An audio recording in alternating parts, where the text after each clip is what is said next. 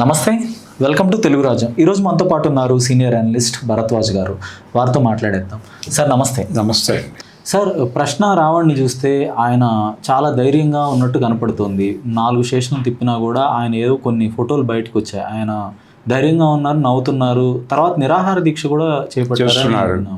So అతని గురించి చెప్పాలంటే ఏం చెప్తారు? అంటే ఒకటండి, అతను జనరల్గా యాస్పిరెంటు ఒక సినిమాల్లో చేరాలి కొరుగుతో వచ్చిన కుర్రాడు. అతని పద్ధతిలో నిజానికి ఒక దశలో అతన్ని అడ్మైర్ చేసినటువంటి హీరో కూడా పవన్ కళ్యాణే. పవన్ కళ్యాణ్ ఇమిటేషనే చేస్తున్నాడు ఇప్పుడు కూడా. ఇమిటేషన్ చేస్తున్నాడు, తనకి తప్పు అనిపించిన విషయాలు మాట్లాడుతున్నాడు. ప్రశ్న అని తను ఒక వ్యవస్థను ఏర్పాటు చేసుకుని దాని మీదుగా రావణ్ అనే పేరుతో చలామణి అవుతున్నాడు. కానీ అతని ఒరిజినల్ పేరు వేరు. ఈ రావణ్ అనేది అతను పెట్టుకున్నటువంటి పేరు. ఓకే.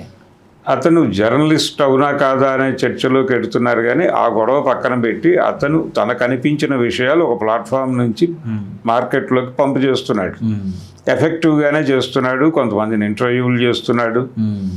ఆ ఇంటర్వ్యూల్లో కూడా తనకున్న సందేహాలని నిర్భయంగా అడుగుతున్నాడు, మాట్లాడుతున్నాడు. ప్రతి చోట నిరసన తెలియజేసే సమూహాలు ఎక్కడికి చేరినా అక్కడికి వెళ్తున్నాడు. అతను చాలా స్పష్టంగా కొంత హిందుత్వ వ్యతిరేక భావజాలంతో ప్రవర్తిస్తున్నట్టుగా కనిపిస్తున్నాడు అతను. ఓకే.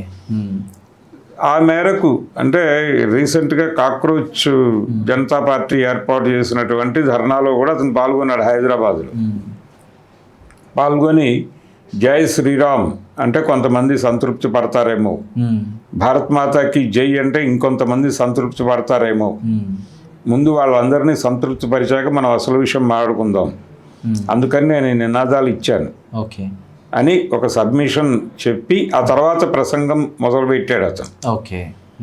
అది కూడా చాలా క్లుప్తంగా పద్ధతిగా చెప్పాడు విషయం. ఇంత గొప్ప దారుణాలు జరుగుతున్నాయి విద్యా వ్యవస్థలో, ఇన్ని పోటీ పరీక్షల ఫలితాలు గందరగోళం అవుతున్నాయంటే ఆయన అంటే ఈ ప్రధాన్ అనేవాడి రాజీనామా ఒకటే కాదు, ఈ ధర్మేంద్ర ప్రధాన్ అనేవాడు రాజీనామా కాదు, అసలు క్యాబినెట్ మొత్తం బాధ్యత తీసుకోవాలి కదా. క్యాబినెట్ మొత్తాన్ని జవాబుదారీ చేసి దాని మీద కదా మూమెంట్ బిల్డ్ చేయాల్సింది.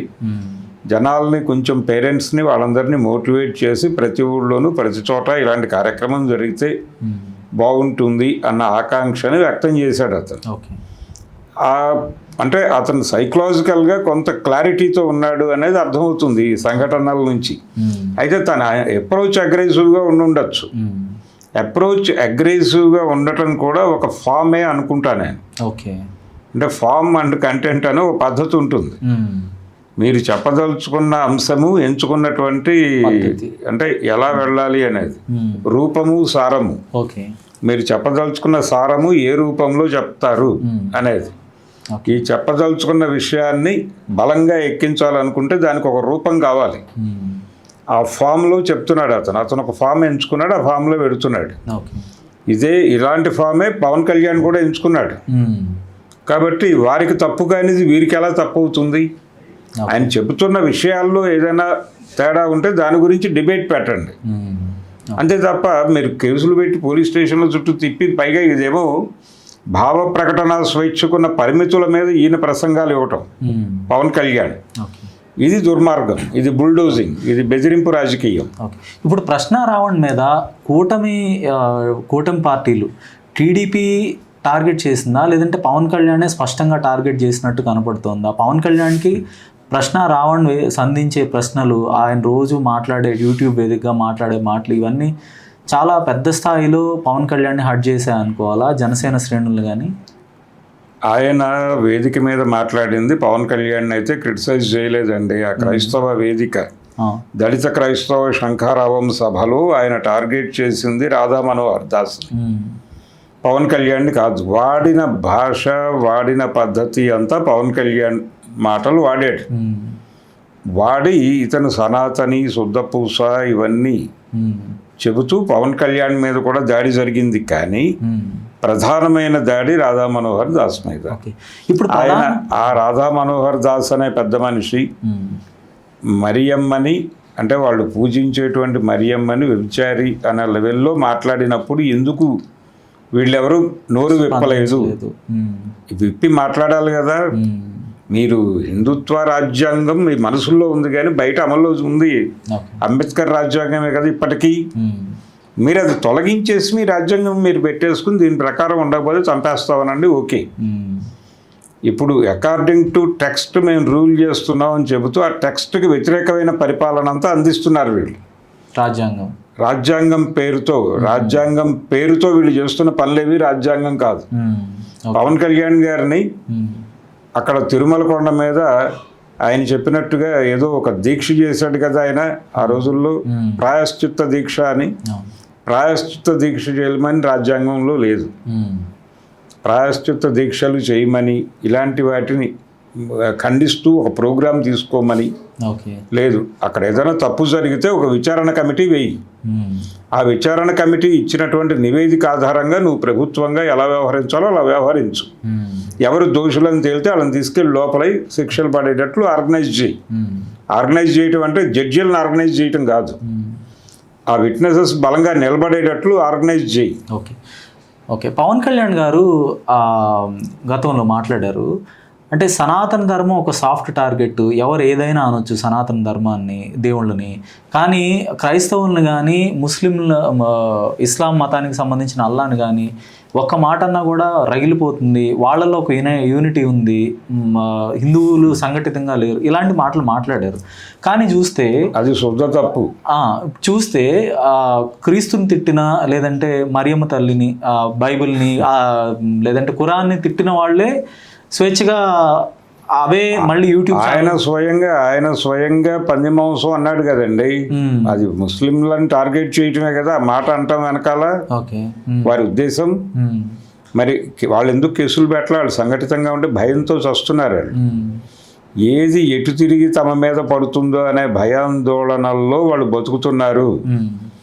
మెజారిటీ మతంలో అభద్రత ఏ మేరకు పోగుపడుతుందో ఆ మేరకు మైనారిటీలు ముడుచుకుపోతాయి ఏ దేశంలోనైనా అనేది ఒక సార్వజనీనమైనటువంటి సూత్రము. దాని ప్రకారం వీళ్ళు హిందుత్వాన్ని ఎంత లెవెల్లో రెచ్చగొడతారో అంత లెవెల్లో మైనారిటీలు ముడుచుకుపోతారు. ఈ ముడుచుకుపోయే క్రమంలో వాళ్ళలో హిందువులంటే విపరీతమైన భయం పోగుపడుతుంది. ఎవరో అటుగా ఒక హిందువు పెడుతుంటే ఇది వీడు మనని చంపడం కోసమే వస్తున్నాడేమో అని ముందస్తు జాగ్రత్తగా దాడి చేసినా చేస్తాడు. ఆ దాడి చూపించి మళ్ళీ వీళ్ళు రచ్చరచ్చ చేస్తారు, వాళ్ళందరినీ చంపేస్తారు ఆ ఏరియాలో ఉన్న వాళ్ళందరినీ. కాబట్టి మనం అసలు మాట్లాడకుండా చేతులు కట్టేసుకుని కాళ్ళు కట్టేసుకుని పడుకోవడం మంచిది అనే మూడ్లోకి వెళ్ళిపోయి ఉన్నారు వాళ్ళు. కాబట్టి అంత ధైర్యంగా నోటికొచ్చినట్టు మాట్లాడగలుగుతున్నారు వీళ్ళు.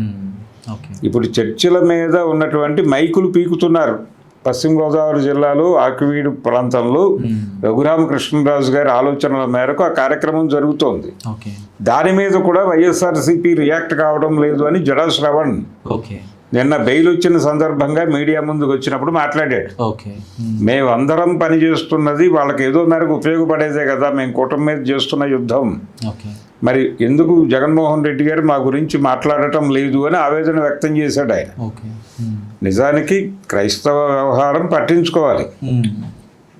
వాళ్ళు ఏం చెప్తున్నారంటే ఇది 54 నుంచి 64 నుంచి ఉంది గొడవ, ఇప్పుడు ఎందుకు మాట్లాడుతున్నారు, ఇప్పుడే మొదలైనట్టుగా మీరెవరు మాట్లాడటానికి అన్నట్టుగా చెప్తున్నారు అట్నుంచి.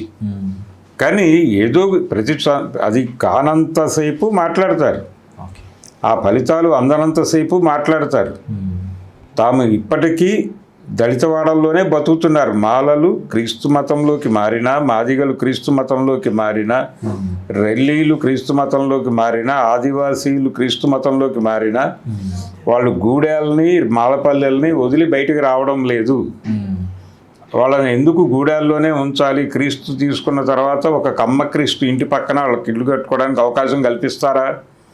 కల్పించరు కదా. మరి అలాంటప్పుడు వాళ్ళకి రిజర్వేషన్లు ఇవ్వడానికి ఏంటి నొప్పి?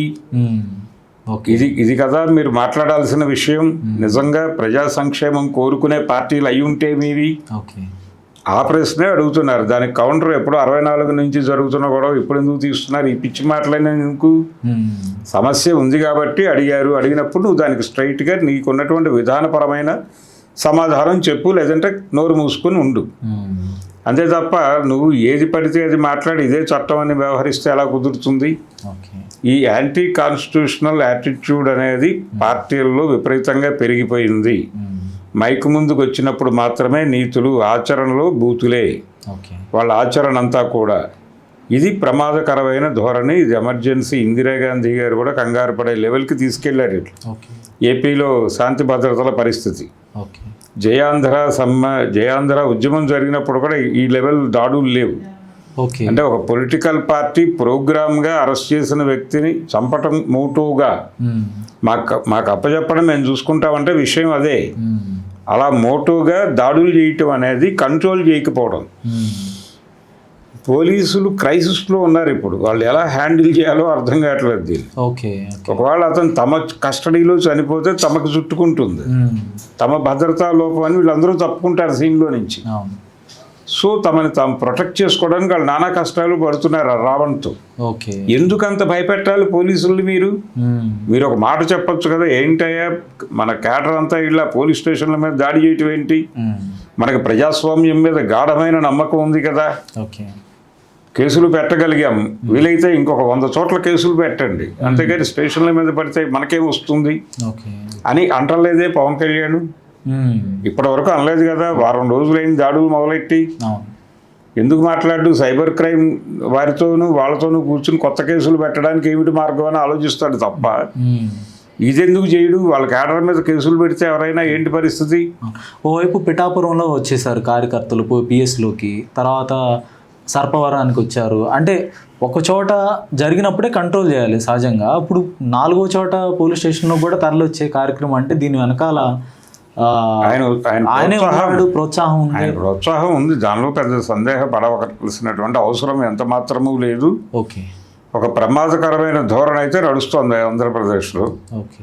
దాన్ని పట్టించుకునే మూడ్లో కూడా ప్రభుత్వాలు లేవు, జరగని అన్న పద్ధతిలో ఉన్నారు వాళ్ళు. సో ప్రజా సంఘాలే ఏవైనా ఒక స్టెప్ తీసుకొని ముందుకెళ్ళాలి. ధన్యవాదాలు సార్.